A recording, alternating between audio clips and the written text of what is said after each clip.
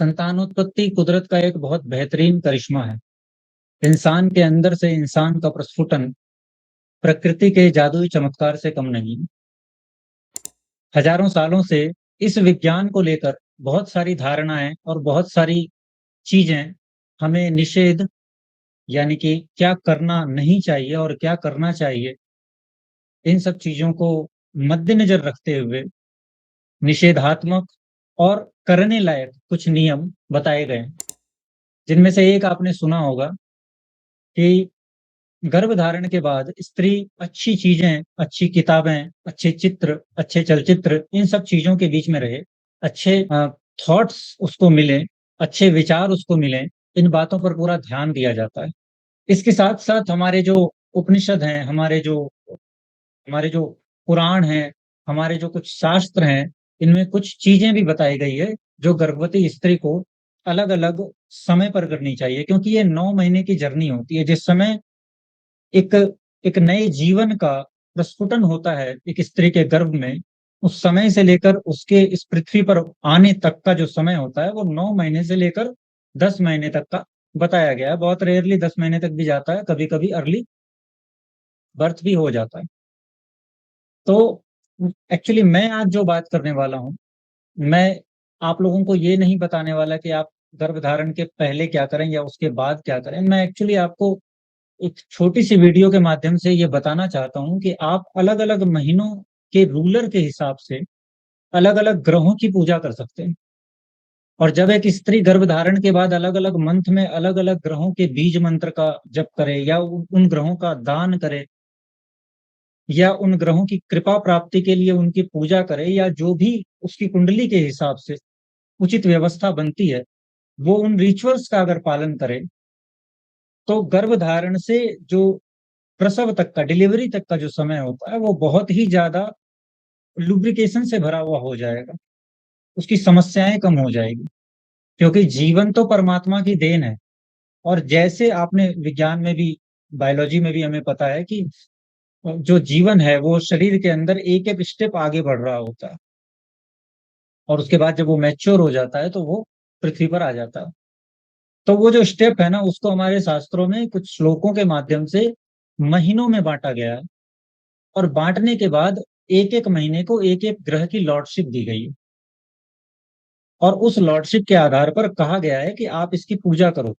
जब आप इसकी पूजा करोगे, स्त्री को करना है, जब आप इसकी पूजा करोगे तो आपको इसका फल मिलेगा। और जो गर्भधारण है, जो संतान है, वो ड्यूटीफुल संतान होगी, अच्छे नेचर की संतान होगी, आभा से भरी हुई संतान होगी। इंटेलिजेंट लेवल उसका अलग होगा, इमोशनल लेवल उसका अलग होगा। ये तब होगा जब हम व्यक्ति के भीतर के जो नए जीवन की उत्पत्ति की पूरी चेतना है, उसको हायर कॉन्शियसनेस के साथ अलाइनमेंट में लाकर आगे बढ़ने की तरफ रास्ता बनाएंगे। मैं आपको एक श्लोक दिखाता हूं, अभी आप देखिए।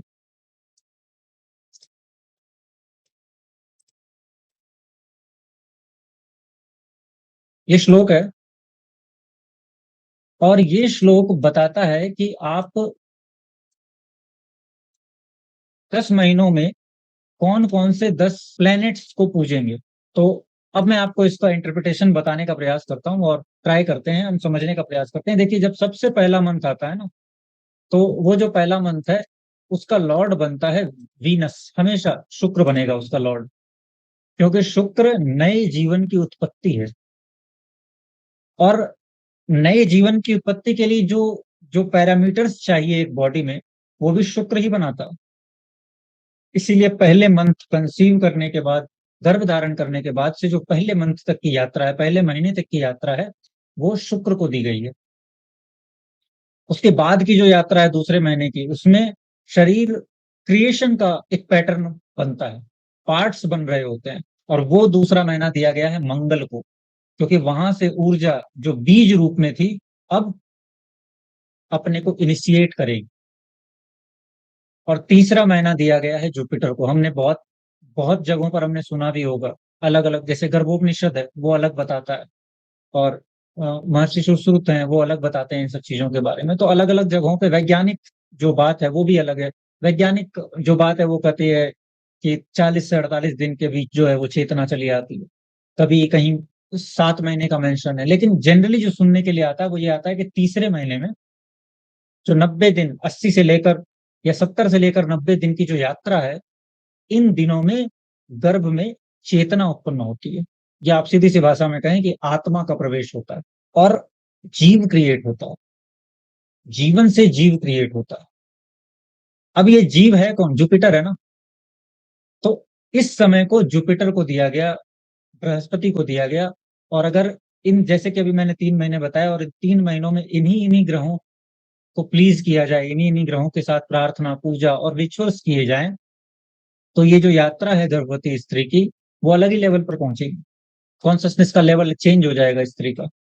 गर्भाधान होने के बाद जो बच्चे का लेवल है वो चेंज हो जाएगा, उसकी कॉन्शसनेस का लेवल चेंज हो जाएगा।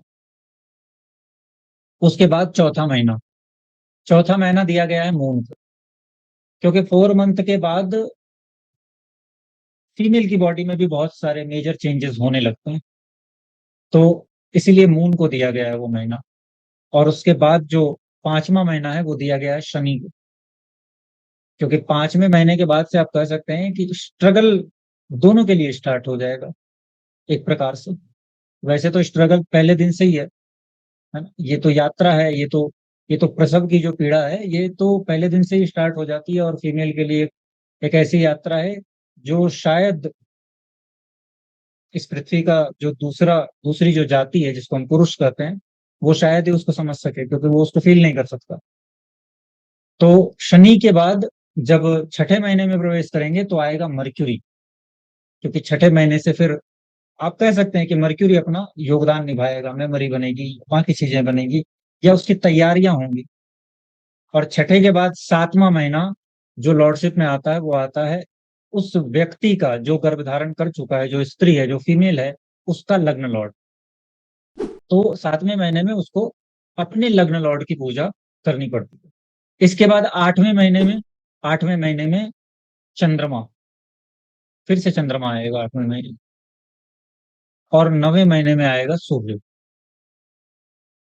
तो इस प्रकार से अगर एक एक महीने पर गर्भधारण के दिन से कैलकुलेट करके एक एक महीने पर अगर पूजा की जाए या प्लीज किया जाए, दान किया जाए, प्रार्थना किया जाए, मंत्रों का जप किया जाए, स्तोत्रों का जप किया जाए, तो 9 महीने की जर्नी में उस चेतना में पूरे प्लानिटरी सिस्टम का अलाइनमेंट डाला जा सकता है। हालांकि गर्भाधान के बाद या गर्भाधान के पहले हमारे शास्त्रों में बहुत सारे नियम थे। गर्भाधान तो कंप्लीट एक संस्कार ही था, जो आजकल नहीं होता। 16 संस्कारों में एक संस्कार था गर्भाधान संस्कार, तो वो नहीं होता है। लेकिन इतना सा एक छोटा सा पैटर्न मैंने आपको शेयर करने का प्रयास किया है। तो जो भी आप में से आपके नोन में कोई अगर फीमेल है जिन्होंने इस यात्रा पर अपना कदम रखा है, तो आप बिल्कुल ये उनको सजेस्ट कर सकते हैं कि वो अपने हिसाब से जितनी क्षमता हो सकती है इन ग्रहों की ऊर्जा को अपने लिए अलाइनमेंट में लाए, और फिर नए जीवन की नई यात्रा के लिए उस जीवन को तैयार करें। आशा करता हूँ आपको ये वीडियो पसंद आई होगी। आज छोटी सी वीडियो पर विराम लेते हैं, मिलेंगे फिर नेक्स्ट वीडियो में किसी और टॉपिक के साथ। धन्यवाद।